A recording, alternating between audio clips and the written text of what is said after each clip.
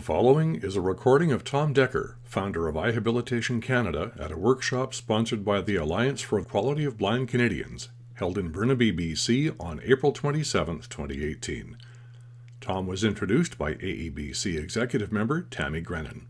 Hi everyone, my name's Tammy, and I just want to introduce our workshop guest today, our speaker.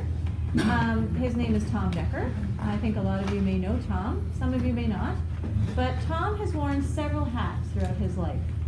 Musician, self-help and assistive technology advocate, and instructor. He's also been an interface accessibility and usability tester and consultant. Vision rehab instructor at one time in Toronto, an independent living specialist. All kinds of hats. Complete with degree too, isn't it? That's right. But now, in his post-day job era, aka retirement, Tom has turned his attention to creating online multimedia instructional resources that demonstrate and promote inclusive design. And that has been his passion. And so he is going to talk to us today about what he does, what he's doing now in his post-day job era. And I've known Tom for off and on for a long time. He lived in Ontario. But Tom has also been living in other parts of America as well, New York, for example. And so he has a host of experience to share with us. And so I'd like to welcome Tom to AEBC conference, and I'll pass it on to Tom to tell us what he's going to share with us today. So thank you, Tom. Thank you, Tammy. Thank you, everyone. Okay, so this presentation was initially entitled Cultivating a Mind's Eye View of the Touchscreen for Online Education, Employment, and Entrepreneurialism. And I thought, that sounds too much like an academic paper title to me. So I thought a more vivid version would be dragging your touchscreen into full mind's eye view of 21st century inclusion. Is that better? It sort of says what it's all about. And I even thought of a shorter subtitle, which I'll get to as we go along, but it's called We Are All iHeroes.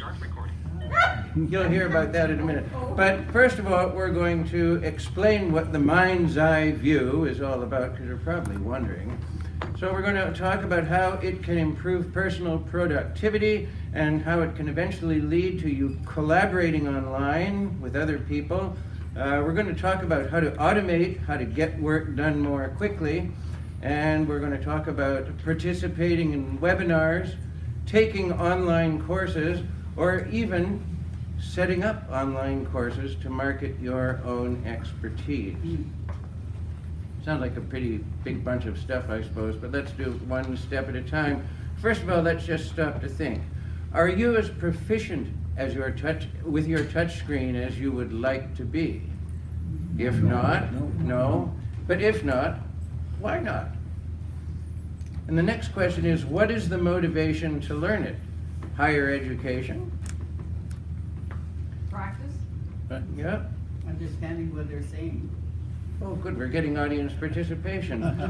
Looking to generate an income? Looking to play on a level playing field socially? There's all sorts of motivations that would make you interested in wanting to do this.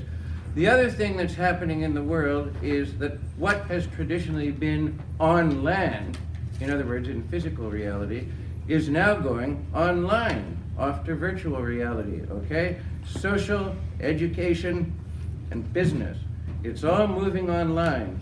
And what else is happening is that the traditional is being replaced by the entrepreneurial. How many podcasts, if you guys listen to podcasts, know that there are more and more blind people doing podcasts, and they're collaborative podcasts. The people might be in different parts of the country. You'd never know it from listening to the podcast. They just organize themselves and record things and use a lot of interesting apps, and there you are. So in the mainstream terms, how is all of this happening? Okay, there are three things. First of all, 70 to 80% of online accessibility and the internet stuff is all happening on mobile devices, and that number is rising. Desktop computers really will be gone in the next few years. They'll be obsolete. The next thing that's happening is accessibility is always improving now. This is what I mean about iHeroes. How many people here would agree that Steve Jobs is an iHero because he first brought full accessibility right into the core of the operating system? Yay, Steve. So there we are. Now we have Microsoft, we have Google, we have Amazon. It's doing a leapfrog now to where you don't even have to do anything except talk to it to have it accessible. So we've come a long, long way. Okay, this is all well and good. Buy my groceries. Order my groceries. Yeah, now they have buttons that you put on your fridge, Amazon buttons, and when you need something, you don't even need a computer or an iPhone. You just go to the fridge where the magnetic button is and you push the full thing, and whatever that button is tied to gets ordered. Talk about this. That's what's coming down the pipe. I know. But meanwhile, we still have iPhones and we still have these devices that we have to learn, and that's all and good. But now let's think about some other things. What about comprehensive access tech and training instruction? Do we have as much of it as we need? No. No. No. What we do have is all sorts of interesting resources. A lot of them are made for and by blind people. They do their podcasts, AppleViz, there's all sorts of good podcasts out there. Some of them tend to go very, very quickly, and they have their screen reader going fast, and it's very interesting. They're trying to demonstrate how easy and fast it is to do it, and the poor beginner is sitting there. What? Doesn't work. So, but these are good for a lot of blind people, but let's think about what's going on out there. We need a lot more instruction, we need a lot more training. How to get this to happen? Let's take all that great audio with the guy talking and with voiceover talking, and let's add another component. Let's add video. Because two things happen when you add video. Why is it so important? Video conveys concepts to sighted peers. Think of the educational assistants, the teachers, the parents, the families, friends. All of a sudden, if they have video going along with your audio, it will help them. And the kind of video I'm talking about is a split screen of video. So on one side of the screen, you see my hands holding the iPhone, doing the flicks, the gestures, everything that needs to be done to run the phone. That's on one side of the screen. On the other side of the screen is a real-time, super magnified view of the iPhone screen. So a sighted person learning to help using these resources can see what my hands do and what the phone does, and whenever a blind person or student is stuck and really having trouble starting to learn this stuff, there's someone there who can sit beside you at the computer while you're doing your lesson and say, here, what he's doing is this. And they can look at this and see what's going on. Because let's face it, a lot of people don't know, have never seen an iPhone gesture smesture. They have no idea what you're talking about until you show them. So you can do that. On land, what happens is you do hand over hand, or you draw the gesture on the palm, or all this kind of thing. What you can do on land that's so important is that for a lot of people who don't understand a gesture, when I was teaching, I would say, okay, hold the palm of your hand out flat. Pretend your hand is a touch screen. What you feel on your hand is what you have to create on that touch screen. I'll tell you what, people learn gestures a lot more quickly when you start showing it to them that way, because you provide them with a gestural experience. Okay, they actually experience how that gesture has to go. How to hold the phone. Everybody thinks they just hold the phone in hand and use the other hand to flick and drag and do whatever. Another thing I teach is that if you hold the phone in your holding hand so that a finger is, probably if you're right-handed, a thumb is at 9 o'clock, index finger's at noon, and one of the other fingers is somewhere around 3 o'clock, and you know the home button is at 6 o'clock. If you pay attention to how that left hand is holding, you get biofeedback between your navigating hand and your other hand. Because let's face it, we have two sides to our brain. Imagine listening to stereo with only either one ear or that ear. It doesn't work. It's the combination and all the stuff and the interplay that happens in between. When you start using your phone that way, you start to get faster because your fingers start to move. The other thing is that if you hold in your holding hand, another thing I've figured out that people do is you start to discover that it's not all about moving your dragging finger or your flicking finger all over the place. It's moving the phone with the holding hand. I want to be at the top of the screen, so I move my wrist so that the phone, and so you got both hands going. All right, it makes it work. The other thing that I highly recommend is the speed dots overlay. Now I've seen people complain, oh, the speed dots overlay confuses me, it mixes me up. I'm not necessarily always using the typewriter keyboard, but what you can do with the speed dots is to generalize it across apps. Like in the music player, you can, oh, look, the G is right beside the play button. You get what I mean? You can use your speed dots overlay to teach yourself markers in all the different apps that you use. So the steps for improving proficiency. This is how the mind's eye view really works. This is what a retired rehab teacher sits around and thinks about. Well, he doesn't have anything else to do because he thinks he's retired, but turns out not. So what happens here, first thought is, what is your balance between flicking and dragging as a user? Do you flick most of the time to find things like a string of beads? You think you're fast with your phone, but there's an awful lot of flicking going on to get to where you want to go. It's like a string, it's like as if all the icons on your phone were a string of beads. Who wants to flick through a string of beads to get things done? The minute you start dragging around your phone is the minute you start getting visual images. This icon is beside that icon, this icon is above that icon. You start getting the positional relationships together. Here's another interesting question. There's all sorts of methodology around teaching Braille now. People have to be qualified Braille instructors. You have to teach them to hold their finger flat on the page so they'll feel the dots better. You practice tracking. There's all sorts of things that a good Braille instructor knows to do to teach somebody to be proficient in Braille. My question is, have we established a teaching methodology for the iPhone like we have for Braille?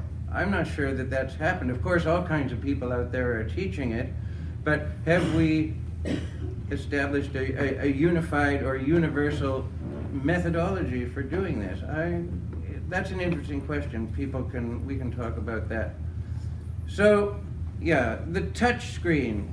If you start to think about the touch screen as a talking Braille screen, yeah, you move your fingers around it, but you don't need to feel anything. You start getting connected. As you hear, you start to know where things are. Because there's three key components that make this happen, okay?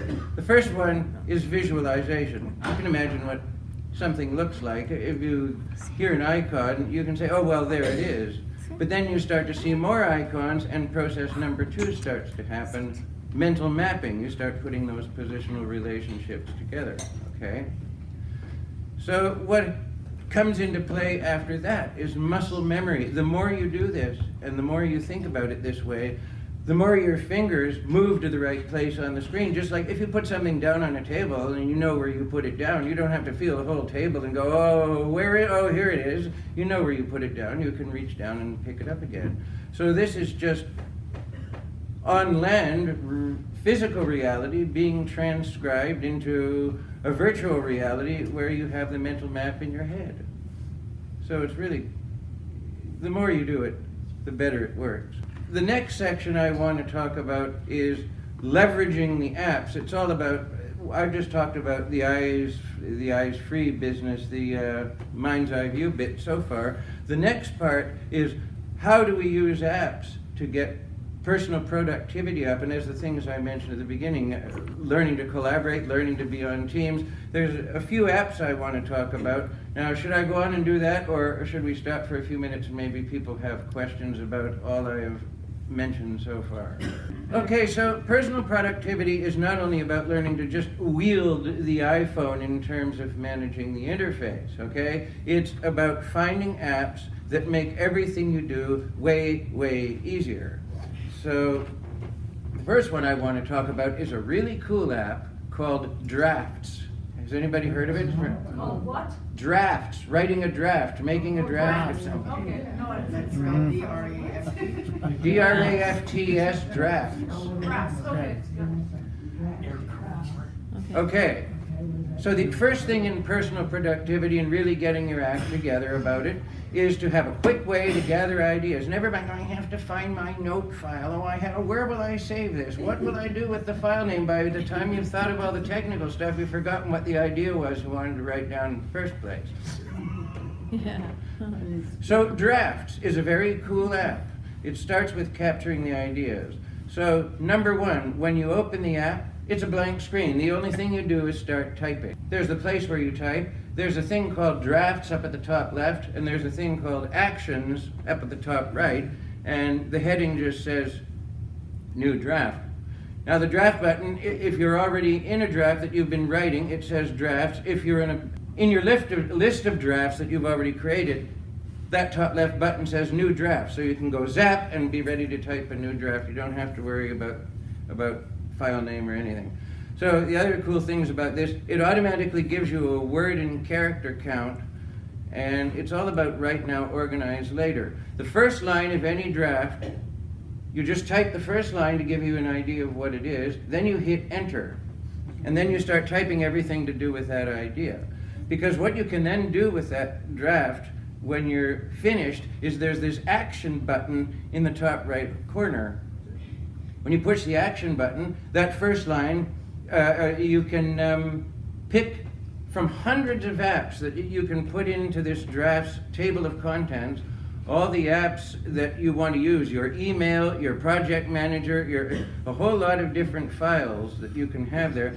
So if you hit the action button and hit email, the first line of that thing you typed becomes the subject of the email message, and the rest of it becomes the body of the email message. All you type is who it's to, and hit send. Goodbye, you're done. So this is a very cool app. The next kind of app I want to talk about is our task manager. We have this task manager called OmniFocus, and it's only available on iOS and Apple right now. We use it just because it works for us. But what happens is that when you open this app, you see across the top, you see past, forecast, 4 or 5 days around the day you're in, and then future over at the right. So it's sort of a timeline of all the stuff you're supposed to be doing. And then you have an inbox, and you have flag things, and you have projects, and you have contacts.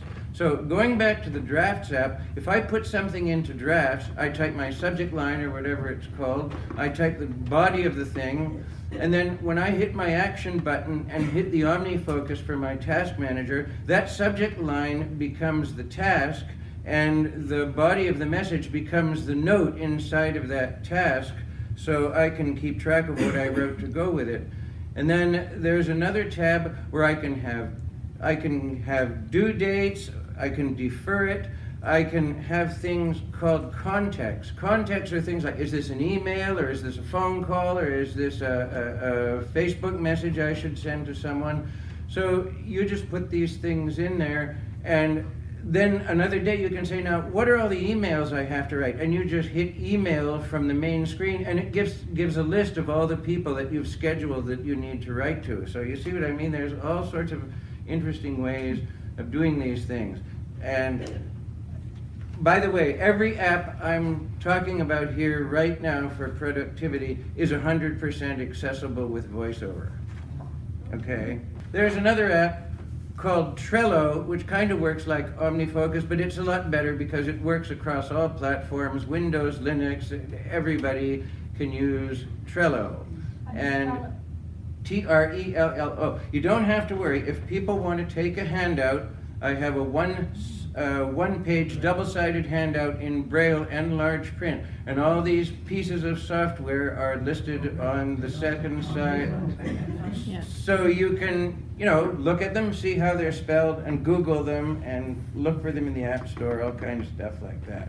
So, in Trello, it's like little bulletin boards. It's like cards. You create boards, and within the board you can create lists, and you can put several levels of cards in the lists and check things off and organize stuff. It's hard to explain in a few minutes. Then, any of these that you have, you can be participating in multiple projects, and you can invite people to a specific card. So if you've got an email list of X number of people who are interested in what you're doing on this one little project, every change you make gets sent out to them because they're following and collaborating with you.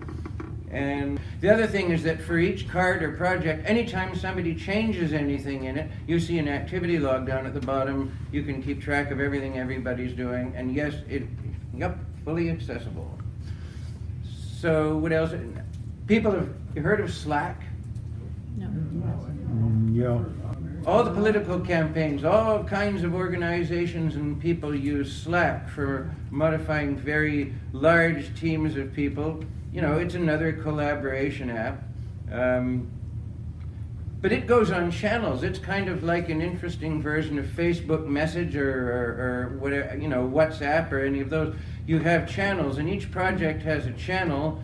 And then inside of those there are conversation threads, and you can do all sorts of file sharing. Another thing is a thing called question or answer, Quora. Ever heard of Quora?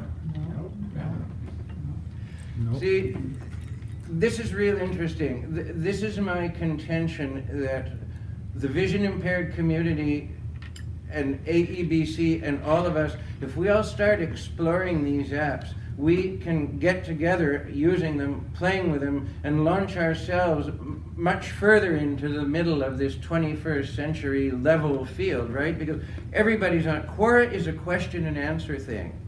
And what happened is, if you're being an entrepreneur or you're being in business, you want people to start to think that you're that you know what you're talking about, that you answer questions so you know what's going on, and then people will ask you more questions, and people will look you up on Quora, and the more questions you post and the more questions you answer, you build this documented online credibility, not only by sharing what you know, but by helping other people work out what they want to know, and that's how people start to know who you are. So if you start doing something, if you start a website or whatever, and people know you on Quora, people will come to your website to find out more about what you're up to.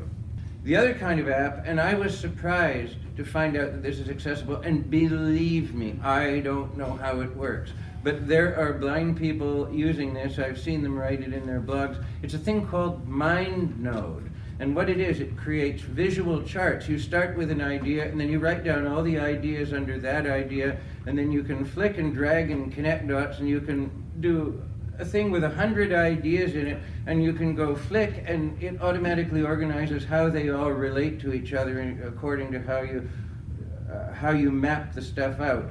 A lot of corporations and people planning big projects use this app, and I was surprised to read that if you know what you're doing, it's fully accessible with voiceover. So this is the kind of stuff that's going on out there, and I get really excited. The next deal is automation. Scary. Getting scarier? Scary. Have you heard of a thing called IFTTT? If this, then that. Yeah. Yes, no? Yeah. A couple of guesses. Okay. This, then that. IFTTT is essentially, if this is happening with this app, go make this other thing happen in another app. And you can set these things up. Okay? So an example is, any photos that I'm tagged in on Facebook, automatically put them in an iOS photo album on my phone so I don't have to.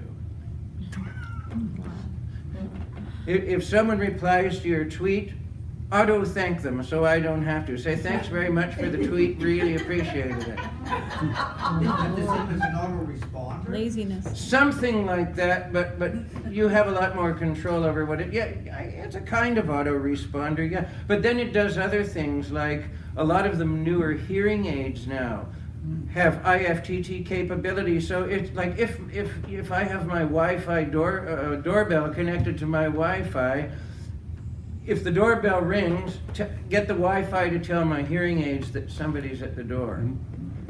Like, there are hundreds and hundreds and hundreds of applications that you can get to talk to each other in IFTTT.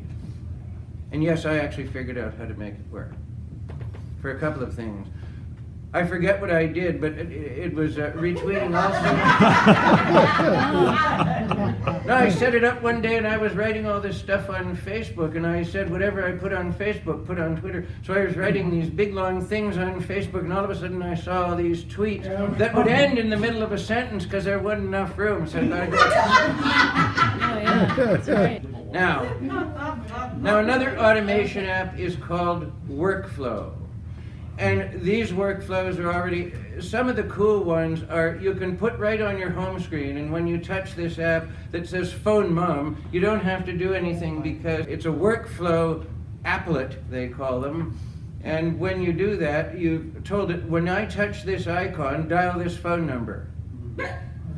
But it does all kinds of other stuff. It's actually a whole programming language, completely in English, but if you study the book, and learn how to write down what you want done in it. The guy that's helping us with our website right now, who's completely, totally amazing, I've never seen anybody like him. And another job he does when he's working on, not working on websites, is that he's actually writing workflows for executives at important companies who actually pay him a fair amount of money to create these incredibly unwieldy tasks in workflow that can then be carried out at the touch of an icon. So now, things like cloud collaboration. Now, don't tell me here that people don't know about Dropbox. I've heard that. Yes. Yeah, I know.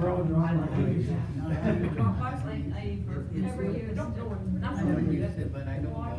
There's a bit of a mixed bag there, It's a Tom. mixed bag. Okay, so Dropbox is a cloud-based file sharing program. I have a bunch of files I want to give to somebody. I put them in a Dropbox folder, and then I click on the thing in Dropbox, and so-and-so has invited you to their Dropbox folder. So all they have to do is click on the link in the email, and if they have the Dropbox app installed on anything that they own, woof, everything in that Dropbox folder that you just got invited to is now available within your Dropbox, and you can copy it and move it and do whatever. And you can collaborate too, because you can decide who gets to edit and who doesn't. Oh yeah, it has all sorts of levels of control and help and everything else. But in order for someone to send you a Dropbox file, you have to have downloaded the Dropbox app. Yeah, That's correct, yeah. but it's free. It's free. The basic program is free. If you want more space and more this and more that, trust me, a lot of this stuff is a lot easier than you think. I understand. Yeah. So then what came along? Then Microsoft Office 365 is now totally cross-platform. Not only you can share files, you can collaborate. I mean, Ken and I can have a file open in Microsoft Word, me on my desktop and him on his Mac, and whoever moves the cursor a split second later, you see that. So we can actually sit and collaborate and co-edit files. So if it works across the room, it works across the world. So you can be working with anybody that way. Collaboration is now completely accessible. Now, we move into the world of webinars. Apps like GoToWebinar. You know that, as we said at the beginning, things are moving from online to online. Two favorites. GoToWebinar is a good one, but Zoom. Zoom.us. 100% accessible, and furthermore, if you want to know how to get set up to at least participate in a Zoom conference without having to do much of anything, who knows Jonathan Mosen? Yes. Mushroom Head. Everybody, yeah, see everybody. So, yeah. mosen.org/Zoom gets you a free audio tutorial about how to be ready to get on Zoom and do stuff. And whoever wants to do that and take the trouble to learn it, let me know, because I'll get on Zoom and I'll help you figure it out. And before long, I think we'll have bunches of people on Zoom figuring out how it works, because we can use it for all sorts of fun and interesting teaching experiences. Now, let me tell you something else about Zoom that I learned from Jonathan's course. In Zoom, thanks to Jonathan Mosen, I can get my iPhone connected to Wi-Fi, the same Wi-Fi network as the Windows computer that I'm doing my Zoom webinar on. I can do a screen sharing, and if I check the box, not only can everybody in the webinar see what's going on my iPhone screen, but they can hear voiceover. So I can talk through my mic, and I can create a virtual multimedia, totally inclusive blackboard to show other people what to do on their devices. AEBC is looking at moving there rather than using conference phone. Mhm. Oh, that's good. Oh, Zoom is phenomenally in. And of course, another thing about Zoom is that in its caption mode, you can actually set it up so that the captionist doing the typing will send the information directly to anyone who's got a Braille display. So deaf blind people can be involved in this, at least to a certain extent. The captions can be sent to a Braille display. That's it. I mean, when have we had stuff like this, guys? You know, it's just amazing. The potential is huge, especially for, you know, online coaching and everything else. How do you come down to earth with all this stuff? Because it sounds all wonderful to me until you go, it's just what you kind of said before. No, what do I do? How do I do it right? My little joke headline that I did, we are all iHeroes, okay? The story of the hero, the treasure the hero wants most, and the most valuable thing that's going to totally change his life is in the depths of a particularly deep and dark and scary cave. Okay, why am I doing this analogy? When we first heard of a touchscreen and somebody, I mean, I know I did, when somebody first told me it's a touchscreen, it's completely glass and flat, but it's really accessible and you're going to be able to do all kinds of stuff with it, and I went, yeah, right. Tell me another story. Yeah, can I get my Google self-driving car in the same mall? You know, it's like, I have to at least explore. And I figured, I was afraid of it. I didn't want to go in that, you know, flat glass cave to look for, but deep in that cave is your 21st century inclusion. So that's why I was asking about motivations and things at the beginning. Because, yeah, it's not easy, but do you want to do it? Is there a reason to do it? Is it worth trying to do it? And sure it is, if you go one step at a time. I mean, I got my first iPod, 2010, I guess, 2010. It was almost a year before I could stop, and halfway through that year, you're going to throw it out the window, right? No, it started to get better, but for the first couple of months, I was good. It nearly went back within the first 30 days, and I thought, no, I can't do it. I got to do it. And finally, I got ready to get the iPhone, but I was like, oh, I love my N82. It has real buttons. I know that when I push this thing, it'll do that thing. Never mind if this, then that. Just give me a thing with buttons. You know? I got it, not the only one. That's this guy up here, Rob. I'm like that, unfortunately. We all did. You see, this is the thing, guys. There isn't one of us who hasn't had that experience. The next big thing is online learning management systems. There, we'll scare you with that one. LMS. LMS.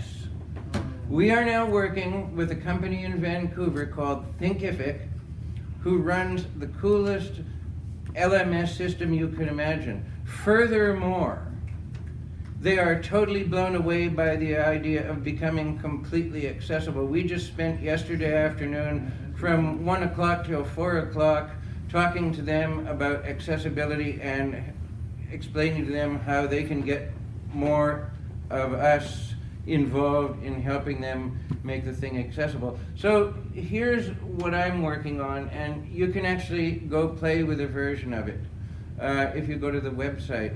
We have a beta course up there. It's only the beginning. We know there are some accessibility issues with it, but what you get is what I've been talking about. You get a downloadable file, an accessible PDF of the lesson, and you also get to watch the videos. And the videos are this thing I talked about where my hands are going on one side of the screen and you're seeing the iPhone on the other. But it's all divided into chapters and lessons, etc., etc. And we haven't used all the features yet, but this system provides, for example, you can have quizzes associated with each lesson. You can give yourself scores, you can go back over the lesson and get the things you missed, and when you're finished, you'll click next and go on to the next lesson. So it's a completely automated multimedia teaching system. And just to make it even more amusing, the other thing we were talking about yesterday is, yes, they can adjust the file types that you can put in your Thinkific courses. And we've been looking at, how many of you guys know that we did some tactile screenshot, large print braille books where you could feel iPhone screens? We had those going around for a while. But it became too hard to make. They were too labor intensive. If we had created the demand, we would have never been able to meet it. So what is on the books now in terms of research is let's get 3D printing involved in this thing. Let's make 3D diagrams, because that way the 3D printed files can be included as part of the course. So anywhere in the world where there's a 3D printer, people can sign up for this course, and when people need extra support by feeling diagrams to understand what's going on, they can be downloaded and printed right wherever people are. So imagine courses like this. We were talking in the library session this morning. Imagine if everywhere in libraries, a librarian or librarian assistant who needed to help a blind person could log on to a course like this and figure out what was going on. All of a sudden, peer support got just totally huge and totally virtual. So anyway, I hope the journey has been a little bit interesting. We started with basic techniques and, I don't know, got right up to multimedia, audio, tactile, visual courses. But that's a summary of what we're working on, and we'd love to hear from people. We'd like people to play with the course, report all the things you find wrong, suggest all the things you think should be in course content, and this won't work if the community doesn't get involved, so I'm doing everything I can to get as much of the community involved as I can, because everybody seems to want to learn at least some of this stuff. So I would like to close my little speech by simply thanking AEBC for the opportunity to be here and to present. We've got a few minutes for questions, so do you want to start? I think John's got a question to start with. Do you want to start, John? What's the name of the, just give the website to people. Oh yeah, well if we hand out the handout, The our handout. website is www.iHabilitation.ca. Just take the re away from rehab and put the I of iPhone, and you've got iHabilitation, as in I as in independence, I as in I can help myself. Is that written in this paper? No, but I like the I because we can do all sorts of It's stuff probably with on the it. handout, yeah. And someone else had a question? I'm sorry. Louise? You made a comment, is it on all platforms? What's the platforms of it? I want the difference, because I'm not a fast typer on my phone, so I'm thinking, is it computable? Oh, Windows, Mac, Linux, all of them. You can get Zoom on all of these platforms. That's part of why it's so popular, because it doesn't matter what hardware you have now. You can, That's like Skype too. yeah. Okay. And if you're somebody that doesn't got a computer or an iPhone, you can still use the old phone. Oh, yeah. Yep, that's right. Even if you have no computer, you can get a dial-in phone number and dial right into the Zoom by a teleconference. I want to say that website again. I'm not sure I heard you right. Think rehabilitation, but take iPhone and do iHabilitation. Okay. So I just want to thank everyone for coming to Tom's workshop, and thank you, Tom, for your thank workshop. you. I have something for you, a little token of appreciation. Oh, wait, let's knock the glass of water. Celebrate by knocking the glass of water over We again. can all pour. And just to prove he was blind. Isn't it in the Greek restaurants they throw dishes? We can just throw our glasses. So thank you, Tom, and Thank you. thank you, Ken, and Thank you, everyone. I know I learned a lot here, and I think there's a lot of enthusiasm here and interest in what was shared. And if you didn't get a handout and you'd like one, please shout out and somebody will give you one. Oh, it says love on it. Yeah, there Oh, you go. you got love? Oh. So thank you, everybody. Oh, love. We'll give it to Abraham. Yeah. Thanks, Tom.